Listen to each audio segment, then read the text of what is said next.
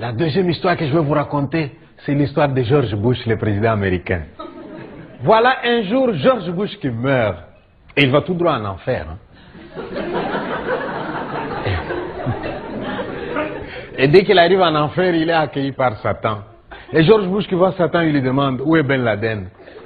Et Satan lui dit, Ben Laden n'est pas ici. George Bush qui dit, comment il n'est pas ici? Je l'ai envoyé ici avec mes bombes. Satan qui dit, il n'est pas arrivé. Alors George Bush est très inquiet. Il s'est dit, si Ben Laden n'est pas ici, c'est qu'il est encore dans les montagnes, en train de préparer un coup contre les Américains. Alors il dit à Satan, Satan, laisse-moi donner un coup de fil. Satan qui dit, non, hein, ceux qui sont ici ne téléphonent plus là-bas. S'il te plaît, Satan, sois gentil, hein, juste une minute, s'il te plaît. Il faut que je dise aux Américains, ils doivent être vigilants. Tu vois bien que Ben Laden n'est pas ici. Satan qui lui dit, vas-y, mais sois bref. Et il prend le téléphone, et il appelle les Américains. Il leur dit, Ben Laden n'est pas ici, soyez vigilants là-bas. Et il dépose le téléphone. Dès qu'il a déposé le téléphone, Satan lui tend la facture de la communication téléphonique. Et vous savez combien il lui demande? 10 millions de dollars. George Bush qui dit, quoi? Je veux parler pendant 1 minute seulement et tu me demandes 10 millions. Satan qui lui dit, ah oui, les États-Unis, c'est pas la porte d'à côté. Hein. Allez, tu payes. Eh bien, on ne discute pas avec Satan. Hein. Il prend son chèque, il tire un chèque, 10 millions, il paye. La reine Elisabeth d'Angleterre qui dormait dans son coin se réveille. Elle veut téléphoner aussi. Et Satan qui lui dit, mais toi tu étais calme jusque-là, c'est quoi? La reine qui dit, laisse-moi téléphoner. Tu sais, l'accident de Diana, là, c'est pas clair. Hein. Je voudrais savoir où ils en sont avec les enquêtes.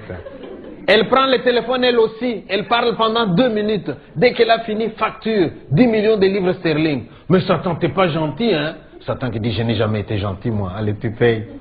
Elle prend son chèque, elle tire un chèque, elle paye. Il y a un troisième, un dernier qui va appeler. Et le troisième, vous savez comment il s'appelle? Mobutu, l'ancien dictateur du Congo.